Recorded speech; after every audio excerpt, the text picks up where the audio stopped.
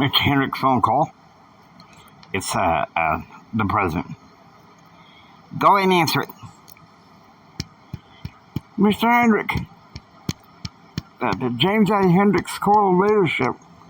Mr. President, I'm sorry about your misfortune of having to drop out of the race. Do you? I miss Kamala bringing the ice cream. I had a lovely nap earlier, so I could keep waiting. Yes, of course. Keep waiting and keep waiting. Yeah, that's okay.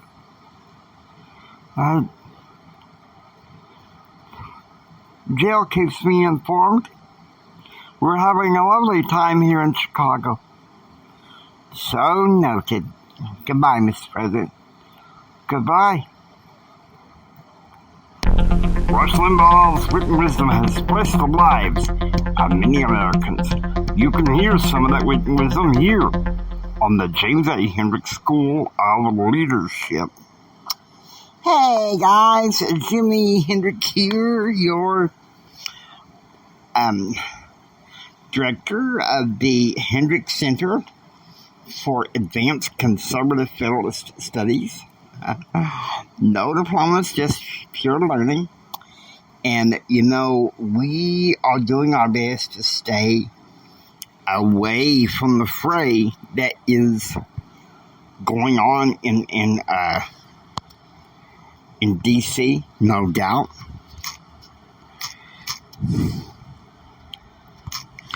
Our topic today is, how can Trump capitalize on Kamala Harris's policy bulletins and blunders? And I gotta be honest with you. Regardless of what's going on in the news, I still think, I gotta say something. My brush, I believe there's hope for America still. There's still hope for the American dream. Now, let's see if we can find a news story that deals with this. How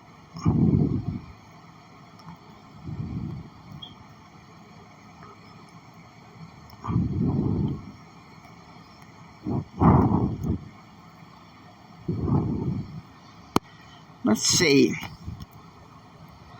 Maybe a couple news stories.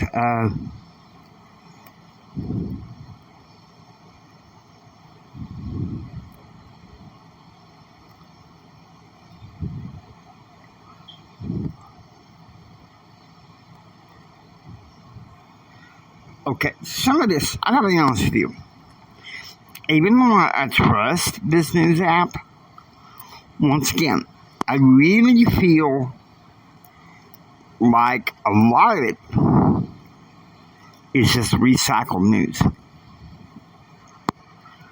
I mean, look, I'm aware that we got the Democratic National Convention in Chicago, and what people won't tell you, except for maybe Newsmax, is they got protesters. They don't want Joe. They don't want Kamala.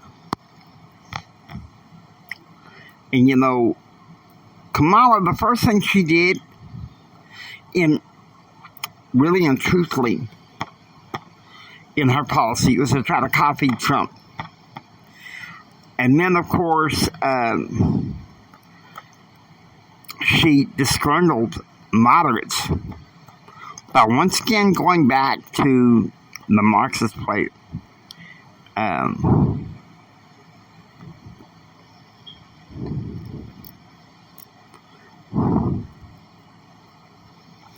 Here's an interesting story. No, it's not one we use for and I realize that CBN News is kind of a news outlet for evangelicals. But what I'm really wanting to talk about is across the board in Judeo-Christian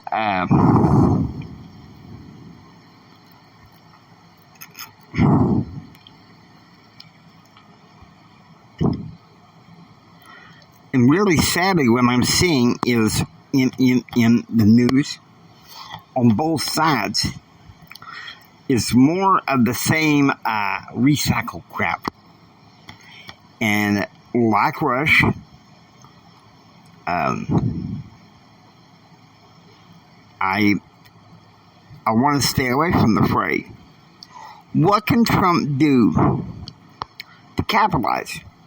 Number one, I think Trump can attack the basis of why first Kamala copycatted what he had to say and then backpedaled to go by the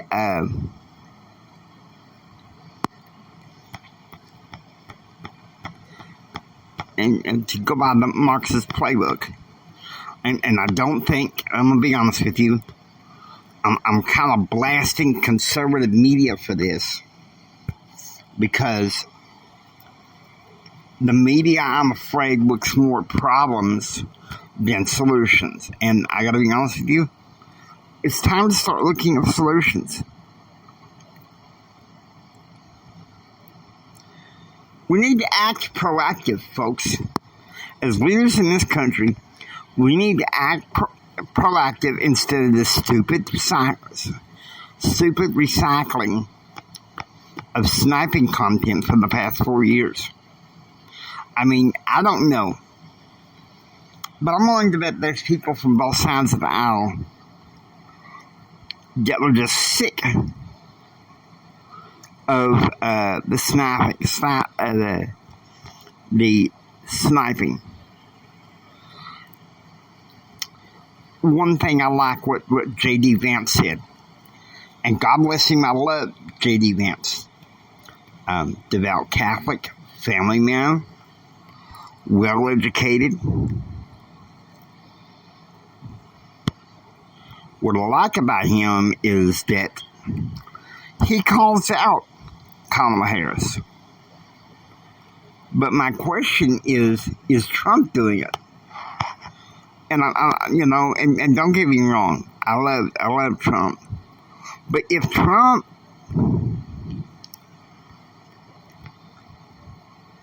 is to do this, what he needs to do is, not take the snipe attack approach, but quite frankly say, well, here's the flaw here in the basic basis of a policy brief. I gotta be honest with you, a lot of political debate these days is being placed on personality politics rather than policy statements. Back when I was a kid, back in the 80s, what I was grateful for when it was a presidential debate, really it started from Kennedy on up to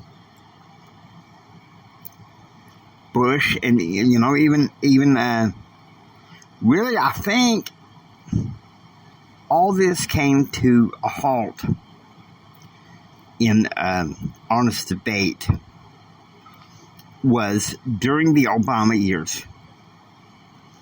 The more and more the 21st century is with the 24-hour news cycle and instant news alerts, what we're missing on both sides of the aisle is substance. And that's what Trump needs to deliver, is substance. He can't just say, well, Kamala's plan is stupid. What he has to say, well, okay, here's why. Price caps. Let's look at it briefly. More scarcity on the shelves. And Trump can say, well, I don't think we need 4 more years of empty shelves show. Okay? We don't need 4 more years of inflation, because that's what price caps will do. I agree with one thing that Rush Limbaugh said that I firmly believe. I believe that price caps ruin the economy. It gets rid of fair market value, and really what that is communism. And people want to, in conservative media want to call her a chameleon. I don't call her a comedian. Growing up in my West Texas rough and tumble background, my maternal grandfather would call her an idiot, coward, communist.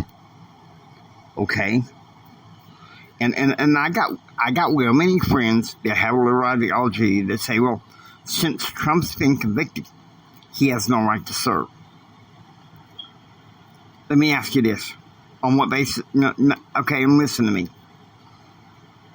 Why do we, on both sides, keep recycling the same crap that happened in 4 years? Democrats in the deep state keep recycling the same stuff, and we're playing the same game in the playbook. Throw away the playbook. If Trump wants to go after Kamala, let's look at her record on the border. Let's see if she's done anything about inflation. Okay? 2024 is supposed to be a referendum on Joe Biden. Biden's on his way out. Okay, he dropped out of the race. If Trump, and I think he needs to bring in some of the best people in the fields of political science and communication studies and economics. Sorry, I've been rudely interrupted by some people. But once again, I gotta tell you this. I'm ashamed of both parties right now. But I gotta say, Trump and J.D. Vance are the best chance we got. Okay? But at the same time, I gotta say this. And this is what I'm hoping. The average American doesn't want to hear the same recycled crap from the past 4 years. Okay, yes, it was bad. I get that, but let's move on. Let's talk about our platforms and policy pictures of the future. Yeah, if we want to have, listen to me, if we want to have a referendum on Kamala, do it. I'm not going to stop. I'm not going to stop anybody from wanting to do that. But at the same time, seriously,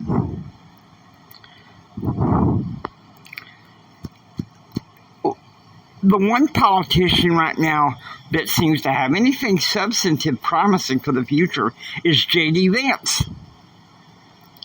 And he's younger than me. That's the problem. So much of politics right now is wrapped up in personality politics, where you just produce the same old crap. And that's pretty much, no matter what the news thing is, it's the same old recycled crap. All right?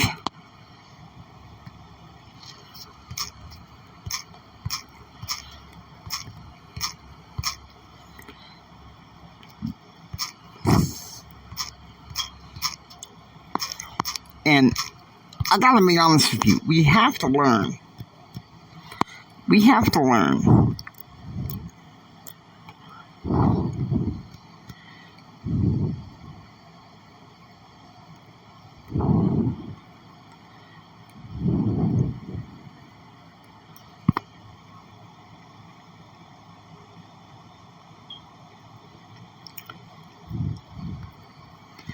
To consume our news wisely, to be proactively informed, Okay?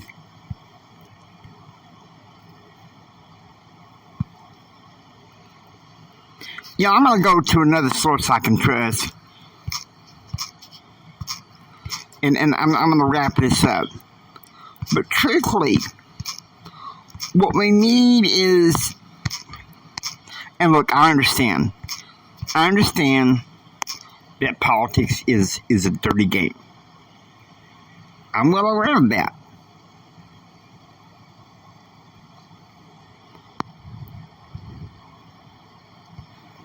But listen to me.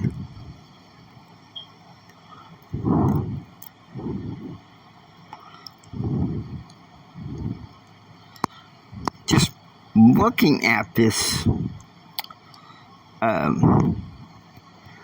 thing with the culture. Can Trump paint a picture of a positive deal? Can he paint a picture of a positive policy platform for the future? I believe he can. But in order to do that, I think he needs to have some good consultants come in and say, hey, yes, definitely go after Kamala's record. Okay, we've got to do that. Politics is a dirty game, and, in order to win, sometimes to score points and make votes, we got to, take a good swipe at them. But at the same time saying, well, her policy plan is stupid. Well, okay, I get that. But explain why. Explain why. Like price caps. Come on. Liberals have been suggesting that for decades. That is a communist tactic. And they can't seem to grasp that. The last Democrat that I think I actually admired as president was John F. Kennedy. Lyndon Johnson was not nearly as accomplished because he got married in Vietnam. Okay? Jimmy Carter, his biggest mistake, the Iran-Contra deal, trying to negotiate with terrorists. Wrong. Okay? Good, decent human being, good old-fashioned values, just not a good president. Clinton, don't get me wrong, he reached across the aisle.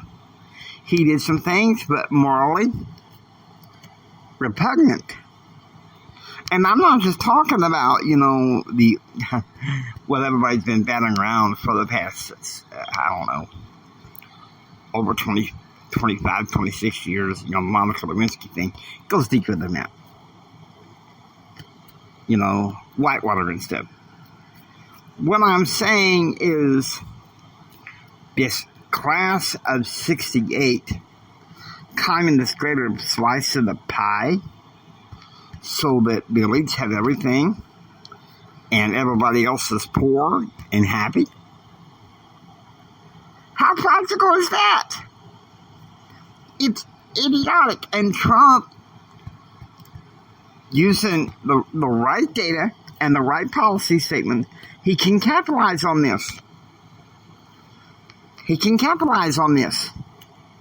As your public affairs consultant, there is something you can do about that. I want you to pray that Trump develops the right policy platform and position where he can track down Kamala and what he's doing. Hope you enjoyed listening to the James A. Hendricks School of Leadership. If you like what you hear, please subscribe and become a part of the James A. Hendricks School of Leadership classroom. This is Jimi Hendrix saying until next time, keep up the hope. Keep up the faith. I say this every day when I need to self-soothe. Jesus saves and I'm okay. So I want you to put this down in your soul right now. Listen to me. Jesus saves and we're all going to be okay. Take care and be proactively informed. And remember this, from the bottom of my heart, Jimmy loves you. I really, really, really, really, really love you. God bless you, and please have a blessed day.